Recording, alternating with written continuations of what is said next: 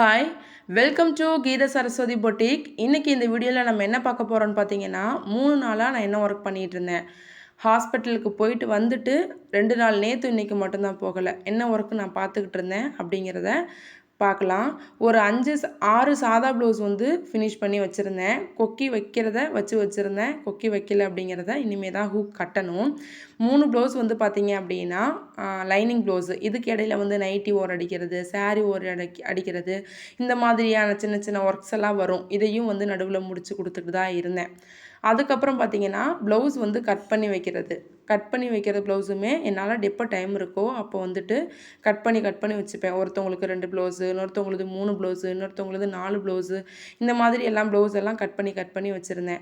இன்றைக்கி ஒரு 5 சாரீ வந்து சேல் ஆச்சு. ஆல்ரெடி 3 சாரீ சேல் ஆகிருந்தது. இப்போ வந்து பார்த்திங்கன்னா ஒரு 2 சாரீ சேல் ஆகிருந்தது.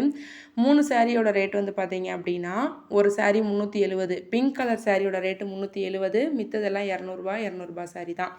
இந்த 3 நாளுமே பார்த்திங்கன்னா ஒரு நாளைக்கு 2 ப்ளவுஸுனாலும் 3 நாளைக்கு 6 ப்ளவுஸ். அந்த 600 நமக்கு யார் கொடுப்பா அப்படிங்கிறதுனால கிடைக்கிற டைமை வேஸ்ட் பண்ணாமல், தைக்க முடியுதுங்கிற டைமை வேஸ்ட் பண்ணாதீங்க. ஒரு நாளைக்கு ஒரு ப்ளவுஸ் முடித்தா கூட 3 நாளைக்கு நம்மளால் 3 ப்ளவுஸ் முடிக்க முடியும் கண்டிப்பாக.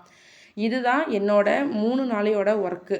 நீங்கள் ஒரு நாளைக்கு எத்தனை ப்ளவுஸ் கட் பண்ணுவீங்க, ஒரு நாளைக்கு எத்தனை ப்ளவுஸ் ஸ்டிச் பண்ணுவீங்க அப்படிங்கிறத கமெண்ட்டில் சொல்லுங்கள். டைமை வந்து வேஸ்ட் பண்ணாதீங்க. வேஸ்ட் பண்ணோம் அப்படின்னா கண்டிப்பாக போன டைமு திரும்பி வராது. இதுக்கு இந்த ப்ளவுஸுங்க தான் இன்றைக்கி உதாரணம்.